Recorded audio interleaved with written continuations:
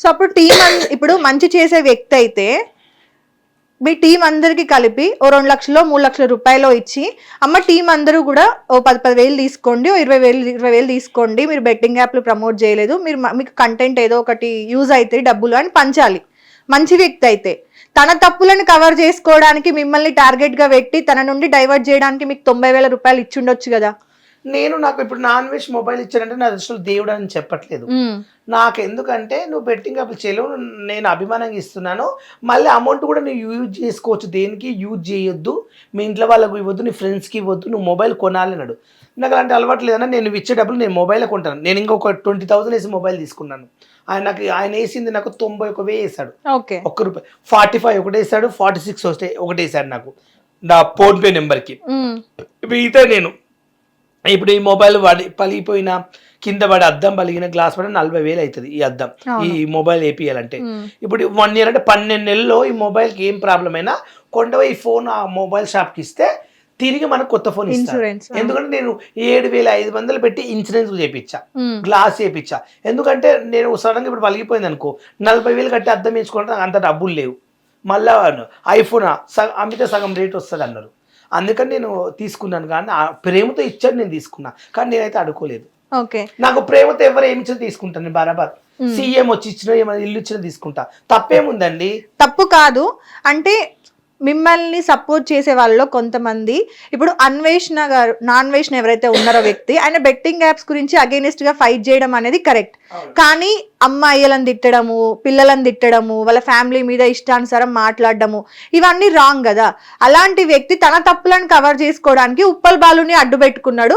పాపం అమాయకుడు ఉప్పల్ బాలు తెలియక ఆయన దగ్గర నుండి డబ్బులు తీసుకొని ఇప్పుడు అనవసరంగా ఆయనకి తెలియని ఒక ఫేమ్ ని క్రియేట్ చేస్తున్నాడు అని అనుకుంటున్నారు. నేను ఒకటి చెప్తా చూడు, నాన్ వెజ్ మంచివాడు దేవుడు అని నేను దృష్టిలో చెప్పట్లేదు. నాన్ వెజ్ మంచివాడే, బెట్టింగ్ అప్పుడు కోసం పోరాటం చేస్తున్నావు. ఫ్యామిలీని తిట్టడం, లేడీస్ తిట్టడం నేను కూడా శిక్షిస్తాను. మంచివాడు ఎలా చెప్తాను? నాన్ వెజ్ అనే బూతులు కొన్ని నాకు నచ్చవి. అందుకని చిల్లరగా ఫ్యామిలీల గురించి మాట్లాడడం, ఇమ్రాన్ గారిని వాళ్ళ మమ్మీ తిట్టడం, పాకిస్తాన్ అలా అనడం, అది చెప్తున్నా. అలాగే నేను కూడా ఖండిస్తానండి. నాకు ఫోన్లు ఇచ్చినంత మాత్రం ఆయన దేవుడు అని ఎలా అనుకుంటాను? ఇప్పుడు నాకు మొబైల్ ఇచ్చాడు, అబ్బా నాన్ వెజ్ చాలా మంచోడు దేవుడు అండి వాడిని ఎలా చెప్పగలుగుతాను? నేను ఏంటంటే ఆయన బూతులు యూజ్ చేయకుండా మీతో మాట్లాడితే నేను ఎప్పుడైనా రైట్స్ ఇస్తాను. ఎందుకంటే బూతులు ఎవరైనా తప్పది మాట్లాడడం. ఎందుకంటే నేనున్న ఇప్పుడు నేను ఎప్పుడైనా ఏ రోజైనా ఒకరి గురించి మాట్లాడినా బ్యాడ్గా, ఎవరి గురించి నేను గలీజ్గా యూజ్ చేశానా? ఎందుకండి అంటే మనకు పుట్టుకతో ఉండాలి. ఆయనకు పుట్టుకతో నేర్పిస్తే వాళ్ళ అమ్మ నాయన అలా మాట్లాడేవాడు కాడు. నాకంటే పుట్టుకతో మా నాయనమ్మ నేర్పించింది ఎలా ఉండాలి, ఎలా పద్ధతిగా ఉండాలి, ఎలా బూతులు మాట్లాడాలి. మా ఫ్యామిలీ నన్ను నడిపారు కాబట్టి నాకు తెలుసు కాబట్టి అలా మాట్లాడుతున్నా. ఆయన కూడా నేనైతే నిజంగా షాక్ అయ్యా, అన్వేష్ ఇట్లా నాకు డబ్బులు వేసిండంటే. ఎందుకంటే నాకు ఫస్ట్ మొబైల్ డబ్బులు వేసి నాకు మొబైల్ ఇప్పిస్తుంటే నేను ఫస్ట్ చెప్పింది వైజాగ్ సత్యకి. ఫస్ట్ ఫోన్ చేసి నాకు ఫస్ట్ కాల్ కూడా నాకే చేశాడు. ఏమనిపించింది అప్పుడు మీకు? చాలా హ్యాపీగా అనిపించింది. ఎందుకంటే ఆయన ఒక సెలబ్రిటీ, ఫస్ట్ నమ్మలేడు, ఏదైనా నాకే ఫస్ట్ చెప్తాడు. నేను కూడా ఏదైనా బాలుకి చెప్తాను. నిజంగా నా అన్వేష్ కోసం చెప్పాలంటే ఆయన పిల్లికి కూడా బిచ్చమేయడు. అలాంటి వ్యక్తి ₹1,00,000 పెట్టి ఫోన్ కొన్నాడంటే నేనే షాక్ అయ్యాను. మంచిదే, బెట్టింగ్ యాప్లు ప్రమోట్ చేసిన వాళ్ళ మీద పోరాటం చేస్తున్నాడు, చాలా హ్యాపీ. గతంలో నేను కూడా చేశాను, అలాగే యువ సామ్రాట్ రవి గారు కూడా చేశారు. కాకపోతే నా అన్వేషణలో నాకు నచ్చింది ఏంటంటే ఆయనది వైజాగే, నాది వైజాగే. ఆయన కూడా హోటల్ మేనేజ్మెంట్ MBA చేశాడు, నేను కూడా హోటల్ మేనేజ్మెంట్ MBA చేశాను. సో ఆయనలో నాకు నచ్చిన విషయం ఏంటంటే ఆడవాళ్ళని కించపరిచే విధంగా మాట్లాడతాడు. మీ అమ్మని చార్మినార్ దగ్గర పండబెట్టు, మీ అమ్మని సికింద్రాబాద్ రైల్వే స్టేషన్లో పండబెట్టు, మీ అమ్మని లేకపోతే మీ అమ్మని బెజవాడ బెంచ్ సర్కిల్లో పండబెట్టు అంటాడు. లేకపోతే మన భారతీయులు కూడా తక్కువ చేసి మాట్లాడతాడు. చైనా వెళ్తాడు, మీరు వచ్చి వీళ్ళు బుద్ధి కడగండి, బుద్ధి వస్తుంది ఇండియన్స్కి అంటుంటాడు. శివలింగం దగ్గరికి చెప్పులతో షూస్తో వెళ్ళిపోవడం. తర్వాత ఏమో చిన్నపిల్లలు చచ్చిపోవాలి, బ్రెయిన్ ట్యూమర్ రావాలి అని తిట్టడము, బతుకున్న వాళ్ళనే చనిపోయారని అనడము. ఇక్కడ హైదరాబాద్ ముస్లిమ్స్ ని పాకిస్తాన్ ముస్లిమ్స్, మన ఇండియన్ కల్చర్ ని చాలా తక్కువ మన ఇండియన్ కల్చర్ నేటి, మన ఇండియా నేటి మ్యారేజ్ వ్యవస్థ ఎంత గొప్పది మన ఇండియాలో. ఒకటే కూర, పెళ్లి చేసుకపోతే 10 కూరలు ఇలా అనమాట. మన అంటే మన మదర్స్ ని కించపరుస్తున్నాడు, భార్యల్ని కించపరుస్తున్నాడు, మ్యారేజ్ వ్యవస్థని కించపరుస్తున్నాడు, భారతదేశ సంస్కృతి సాంప్రదాయాలు కించపరుస్తున్నాడు. ఆలీ గారి ఇంట్లో ఎవరో ఒకరు చచ్చిపోవాలంట. ఏంటి అట్లా? అసలు ఆలీ గారు చాలా మంచి వ్యక్తి, ఆయన ఎంతో మందికి లైఫ్ ఇచ్చారు. ఆయన ఫిల్మ్ ఇండస్ట్రీలో ఎవరో చనిపోవాలంటాడు, నాకు చాలా కోపం వచ్చింది.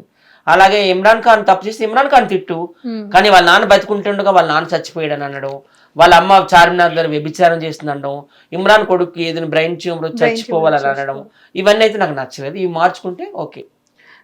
మీకు ఇమ్రాన్ గారు ఆల్రెడీ తెలుసు కదా, బబ్బు కూడా తెలుసు కాబట్టి, బబ్బు వాళ్ళ ఫాదర్ రీసెంట్ గా చనిపోయినప్పుడు నేను ఒక 100 షోలు చేసుకుంటా ఇమ్రాన్ తో. ఇమ్రాన్ గారు రాలేదు. అవునా?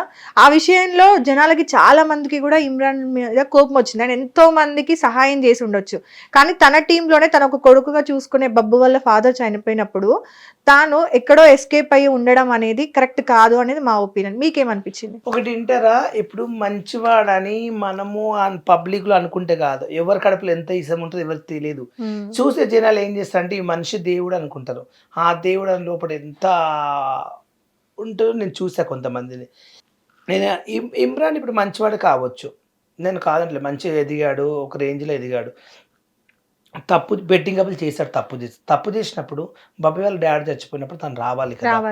ఇప్పుడు ఏం చేస్తారంటే ఉరిదిస్తారా, చంపేస్తారా? ఎంతో మంది యాపిల్ ప్రమోట్ చేసిన వాళ్ళు బయట తిరుగుతున్నారు కదా. చాలా మంది డైరెక్ట్ వచ్చి అవును నేను చేశాను, నాకు అవకాశం వచ్చింది, నేను ఫేమస్ అయిన యూట్యూబ్ లో, నన్ను అడుగుతున్నారు, నాకు డబ్బులు అవసరం నా ఫ్యామిలీకి, నేను చేశానని బరాబర్ ఒప్పుకుంటే తప్పేముంది ఇమ్రాన్ది? అదే కదా. దొంగతనం ఏమో ఉరిదిస్తారా? తప్పు చేసిన వాడే అట్లా భయపడతాడు అని అనిపిస్తుంది. జనాలు అలాగే అనిపిస్తుంది కదండి. మనిషి రాలేడంటే ఎవరికైనా అదే అనిపిస్తుంది. ధైర్యంగా అవును నేను చేశాను, నాకు అవకాశం వచ్చింది అని చెప్తే భయం. ఇప్పుడు నేను ఉన్నాను, నేను చేశాను అనుకో, అవునండి నేను చేశాను, నాకు డబ్బులు ఇచ్చారు, నాకు అవసరం ఉంది అని చేయొచ్చు. తప్పేమో తప్పుకోవడానికి. కానీ కొంతవరకు నేను చెప్పాను, అలా అంటే ఊరుకుంటారా? లోపలేసేస్తారు కదా. వేస్తారు. ఇప్పుడు ఒప్పుకున్న వాళ్ళందరూ బయట తిరుగుతున్నారు కదా. మా వైజాగ్ లో లైక్ ఎగ్జాంపుల్ విష్ణుప్రియ గారు స్టేషన్ కి వెళ్ళారు, మాట్లాడారు, నేను ఇన్ని చేశాను అని చెప్పారు కదా. నానైతే వేసేసారు. ఆయన పెద్ద చేసాడు, వేశారు, వీళ్ళు కూడా చేశారు. అందరూ ఇట్స్ మీ పవర్ వంశీ బయట తిరుగుతున్నాడు, డబ్బులు కళ్ళ ముందు కాల్చి వీడియోలు పెట్టాడు, బయట తిరుగుతున్నాడు. సన్నీ యాదవ్ పరారైపోయాడు, హర్సాయి పరారైపోయాడు, కొంతమంది పరారైండి. ఓన్ 6 ఇస్తే బాగుంటుంది గవర్నమెంట్. ఏరుకో పేరుకు బయట పెట్టారు, మళ్ళీ రాజులా తిరుగుతున్నారు. టాపిక్ డైవర్ట్ అయిపోయింది అని మేము అనుకుంటున్నాం, మీరేమనుకుంటారు? బెట్టింగ్ యాప్స్ తర్వాత అగోరి వచ్చి హెచ్సియు జరిగింది, హెచ్సియు తర్వాత మళ్ళీ అగోరి వల్లనే ఎంత నాశనం అయింది. ఆ బెట్టింగ్ యాప్ లో వదిలేసి ఓపెన్ చేసి దళిద్రం ఉండి అగోరి. అసలు దాన్ని కనిపిస్తే చెప్పుతో కొడుతున్నా, అది కనబడతలేదు. టాపిక్ ఏం డైవర్ట్ అవ్వలేదు. రేవంత్ రెడ్డి గారు నువ్వు వాళ్ళ మధ్యలో వస్తావని రేవంత్ రెడ్డి గారు అయితే చెప్పారన్నమాట, యాక్షన్ తీసుకోమని చెప్పారు. టాపిక్ ఏం డైవర్ట్ అవ్వలేదు, ఏరుతున్నారు అందరినీ. సజ్జనార్ గారు రేవంత్ రెడ్డి గారు కలిసి ఏరుతున్నారు. వాళ్ళకి ఇన్ఫర్మేషన్ అయితే అన్వేషిస్తున్నాడు అనమాట. ఆయనకి మరి ఎట్లా వెళ్తుందో నాకేం అర్థం అవ్వలేదు. లైవ్ గా అందరినీ మొత్తం ఇప్పుడు సగం మంది కూడా పెట్టింది ఇన్స్టాగ్రామ్ లోనే కదా. ఎలా వదిలేస్తారు చెప్పండి? వాళ్ళ వల్ల ఎంత మంది చచ్చిపోయారు కుటుంబాలు. చాలా మంది డౌన్లోడ్ చేసుకుని ఇండ్ల పైసలు ఎత్తుకొచ్చుకుని, అమ్మని చంపి కూడా వచ్చి డబ్బులు ఎత్తుకుని, అక్క చెల్లెలు పిల్లలు డబ్బులు తెచ్చి పెడితే కూడా బంగారాలు ఎత్తుకుపోయి అమ్ముకుని కూడా బెట్టింగ్ అప్పులు ఆడుతున్నారు. ఇలా వల్ల ఎంతమంది చచ్చిపోయినారు, ఎంతమంది చూడట్లేరు. అది మోసం చేసినట్టు కదా, మంది సొమ్ము తిన్నట్టు కదా, ఇప్పటికీ జరుగుతున్నాయి, ఇంకా జరుగుతున్నాయి కదా. అలాంటప్పుడు ఇలా ఎలా ప్రమోషన్ చేస్తారు? డబ్బులు తీసుకుని తప్పు కదా. ఇలా తెలియదా? ఇలా తెలిసి కూడా చేశారు. ఎందుకంటే వీళ్ళకి డబ్బుల కోసం ఆశపడి, డబ్బుల కోసం ప్రమోట్ చేసిన వాళ్ళలో సగం మంది కూడా సెలబ్రిటీలే చాలా మంది ఉన్నారమ్మా. క్రికెటర్స్ కూడా ఉన్నారు, బాలీవుడ్ సూపర్ స్టార్స్ కూడా ఉన్నారు. ఇప్పుడు చాలా మంది ఉన్నారు. నన్ను కూడా యూట్యూబ్ లో చాలా మంది వాడుకుని, నీకు ఐఫోన్ ఇప్పిస్తాను, ఇది ఇప్పిస్తాను, మీ అమ్మగారికి ఇది ఇప్పిస్తాను, మీ అన్నయ్యకి ఆటో ఇప్పిస్తాను అని చెప్పి చాలా మంది వాడుకుని కూడా నాకు ఏమి ఇప్పలేని వాళ్ళు మోసం చేసి వాళ్ళని బయట దేవుడు దేవుడు దేవుడు దేవుడు అంటారు. కానీ యూట్యూబ్ లో ఎంతమంది మన మోసం మాకు తెలుస్తుంది, బయట వాళ్ళకి కొంతమంది తెలియదు. వీడియోల వరకే చూస్తారు, అన్న మంచోడు, వా ఈయన వా తోపు మంచి వ్యక్తి, గుడ్ అంటారు. కానీ మేము ఎంత నరకం అనుభవించి ఏడ్చినామో, మేము ఎంత వీడియోలో యూజ్ చేసుకున్నామో, ఇంత మోసం చేస్తారని కూడా చాలా కుమిలి బాధపడ్డాం మేము. అయినా అనుకున్నాం అంటే ఎవరైనా అవసరానికే యూజ్ చేసుకుంటారు కదా, అవసరం లేక కుక్క కూడా దేకది, డబ్బులు ఉంటేనే ఇల్లు అని చెప్పి మార్కెట్లో అర్థమైపోయి, అందుకే మా పనులు ఏంటి, మా వర్క్ ఏంటి, మా పద్ధతి ఏంటి అని చెప్పి మేము ఇలా. అయినా కూడా ఒకప్పుడు ఇంత నిజాయితీగా ఉన్నా కూడా మిమ్మల్ని ఫుల్ ట్రోల్ చేశారు, ఫుల్ నెగటివ్ కమెంట్స్. అసలు మీరు అన్నట్టుగా లాస్ట్ టైం మనం మాట్లాడినప్పుడు అసలు వీళ్ళు ఆడోళ్ళ మొగోళ్ళ అసలు ఏంది, మీరు ఒకవేళ ఇదైతే మారిపోవచ్చు కదా అని రకరకాలుగా మాట్లాడారు. కొన్ని వర్డ్స్ అయితే చెప్పలేము, అసలు అంత నిజంగా మాట్లాడారు జనాలు. ఇప్పుడు అలాంటి వాళ్ళే ఈరోజు మళ్ళీ పాజిటివ్గా మాట్లాడుతున్నారు. ఆ రోజు నిజంగా మీరు ఎంత బాధపడి ఉంటారు అనేది ఇప్పుడు అర్థమవుతుంది. ప్రేక్షకులు ఎప్పుడు ఎత్తుతారో తెలియదు, ఎప్పుడు దించుతారో తెలియదు, ఎవరము చెప్పలేము. అవును. కానీ ఈరోజు ఈ స్థాయిలో ఉన్నామంటే మాకు ప్రజలే, ఎందుకంటే మాకు ఆదాయం వాళ్ళే. ఎందుకంటే ఈరోజు మీ స్థాయిలో మేము ఉన్నామంటే మనల్ని ఆదరిస్తున్నారు, మా వీడియోలు చూసి చాలామంది నవ్వుకుంటున్నారు అంటే ప్రజలే, వాళ్ళు ఉన్నారు కాబట్టి ఈరోజు మేము ఈరోజు ఇక్కడ ఉన్నామని నేను అనుకుంటాను. ఎందుకంటే వాళ్ళే కదా మాకు లైకులు చేయాలన్నా, మా వీడియోలు చూసారు చూడాలనుకున్నా మాకు వాళ్ళు చేయాలంటే వాళ్ళే ఆదాయం. ఎవరికైనా హీరోని లేపాలన్నా, ఒక సినిమా హిట్ చేయాలన్నా ప్రజలే, ఇప్పుడు టాప్ చేయాలన్నా వాళ్ళే, లేపాలన్నా వాళ్ళే, వాళ్ళ వల్లనే అవుతుంది కదా. కానీ ఈ బెట్టింగ్ యాప్స్ వల్ల నిజంగా చిన్న చిన్న ఆర్టిస్టులు కూడా ఒక యూట్యూబ్ ఛానల్ అని స్టార్ట్ చేసుకొని సడన్ గా బెంజ్ కార్లు కొనడము, కొంతమంది అయితే అసలు ఇళ్ళ మీద ఇల్లు కొంటున్నారు. అది ఎట్లా కొంటున్నారు ఏంది అనేది ఒక పేరు ఎందుకులే గానీ, ఒక టీవీ యాంకర్ చెప్పాలి మీరు నిజంగా ఒక టీవీ యాంకర్ శివజ్యోతి గారిని ఎగ్జాంపుల్ గా తీసుకుందాము. ఓకే, ఆవిడ విషయంలో అంటే నాకు తప్పు అనిపించింది, అది ఎంతవరకు నిజం అనేది మనకు తెలియదు కాబట్టి నాకు తప్పు అనిపించిన పాయింట్ నేను చెప్తా. టీవీ యాంకర్ ఒక పలానా ఛానల్లో చేసుకునేవారు, బిగ్ బాస్కి వెళ్ళారు, బయటికి రాగానే అసలు సంవత్సరంలో ఒక 2 గృహ ప్రవేశాలు పెడతారు. అదేంటో అర్థం కాదు. కట్ చేస్తే బెంజ్ కార్లు, ఆడి కార్లు, ఇల్లు గృహప్రవేశాలు ఎక్కడ నుంచి సంపాదిస్తారు? ఎక్కడ నుండి సంపాదిస్తారు? మా యూట్యూబర్స్ లో కూడా ఉన్నారు కదా అంతమంది బిగ్ బాస్ కి వెళ్ళినారు కదా. లోకల్ బాయ్ నానిని తీసుకుందాం, వైజాగ్. ఆయన ఒక ఫిషర్ మ్యాన్, వైజాగ్ లో మా ఊరే. అవును, ఆయన ఒకప్పుడు బోట్ లో వర్కర్. ఒక 1 year లోనే 2 బోట్లు కొనేసాడు, 2 కోట్లు. అవును, ఇల్లు ఒక ఇల్లు 1 కోటి రూపాయలు పెట్టి, 30 లక్షలు పెట్టి కారు, 1 కేజీ 2 కేజీల బంగారం, బుల్లెట్లు ఒకటి 3 లక్షల బుల్లెట్లు ఒకటి 2. ఇవన్నీ ఎలా వచ్చాయి? ఆయన అంత అవినీతి చేయబట్టే, అంతమంది జీవితాలతో ఆడుకోబట్టే ఇమ్మీడియట్ గా ఆయన లోపల వేసేసారు.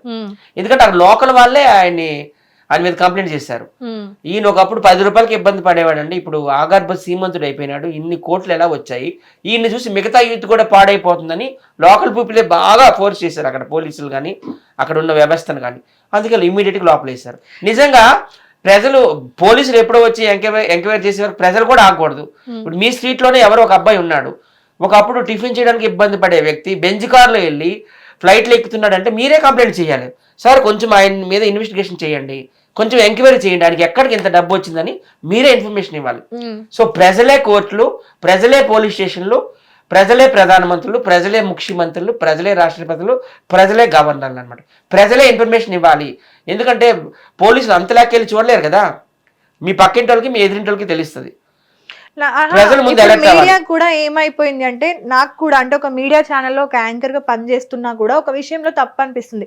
ఇప్పుడు బెట్టింగ్ యాప్స్ అనేది ఎంతో మంది జనాల ప్రాణాలు పోయినాయి, నిజంగా ప్రాణాలు చాలా మంది ఫ్యామిలీస్ అన్ని రోడ్డు మీదకి వచ్చినాయి. ఎందుకంటే ఇంటికి ధైర్యం అబ్బాయో లేకపోతే తండ్రి అయినప్పుడు, అతనే చచ్చిపోయినప్పుడు ఆ ఫ్యామిలీ ఆటోమేటిక్ గా రోడ్డు మీదకి వచ్చేస్తుంది, వాళ్ళకి దిక్కుండదు.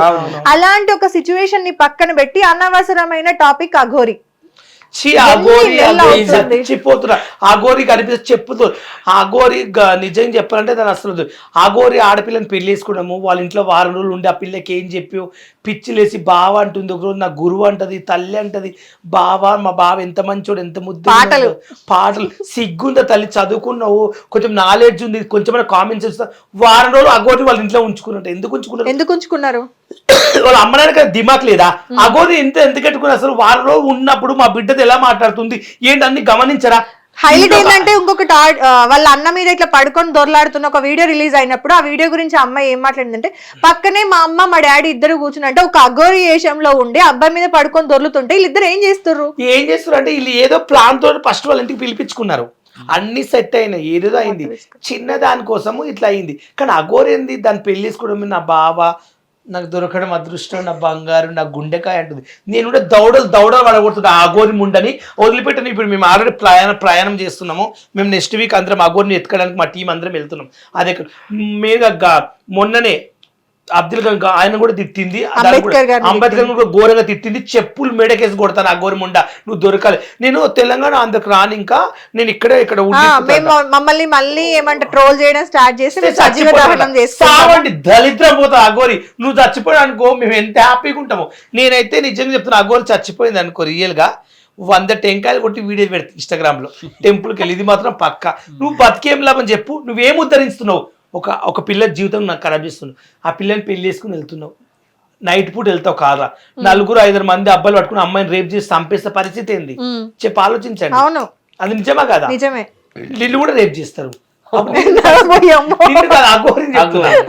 ఏం చేస్తా అఘోరింది అప్పుడు ఒక గుడికి పోతే 7 మంది అబ్బాయిలు రేప్ చేస్తే అవును. దాని గురించి మాట్లాడతలేవు. ఆ టాపిక్ ఒకటే రోజు మొన్న అనకాపల్లిలో ఒక ట్రాన్స్జెండర్ ని చంపి ముక్కలు కింద నరికారు. దాని గురించి మాట్లాడాలి. ఇలాంటి దేశం కోసం నువ్వు ఏం చేస్తావు? అఘోరి మాత అంటే దేశం కోసము జరగబోయే కోసం మాట్లాడు. ఈ బెట్టింగ్ యాప్ల గురించి రేపుల కోసం మాట్లాడు. నేను పెళ్లి వేసుకున్నా బంగారు చిట్టు తల్లి నువ్వు నాకు దొరకడం వాడు అసలు ట్రాన్స్జెండర్ కాదు, మేల్ కాదు, ఫీమేల్ అఘోరి వర్షిని పెళ్లి చేసుకోవడంలో తప్పులేదు. ఎందుకంటే వాళ్ళిద్దరు ఇప్పుడు ఫీమేల్ కింద లెక్క. ఎందుకంటే అఘోరి శ్రీనివాస్ సర్జరీ చేయించుకున్నాడు. ఆయనకి యోని ఉంది, పైన వక్షోజాలు రొమ్ములు అన్నీ ఉన్నాయి. అట్ ద సేమ్ టైం ఆ వర్షినికి కూడా సేమ్ పార్ట్స్ ఉన్నాయి. సో వాళ్ళిద్దరు అని తప్పులేదు. కానీ నువ్వు అఘోరి నువ్వు దేనికి వచ్చావు ఇక్కడికి? సనాతన ధర్మాన్ని పరిరక్షిస్తా అన్నావు, హిందువులందరినీ ఏకతాటి మీద తీసుకొస్తా అన్నావు, హిందూ దేవాలయాల మీద దాడులు జరుగుతున్నాయి దానికోసం నేను పోరాటం చేస్తా అన్నావు. కానీ నువ్వు వచ్చి చేస్తుంది ఏంటి? అసలు అఘోరీలు ఎట్లా ఉంటారు? వాళ్ళు వస్త్రాలు ధరిస్తారా? ఒళ్ళంతా విభూతి పూసుకుంటారు.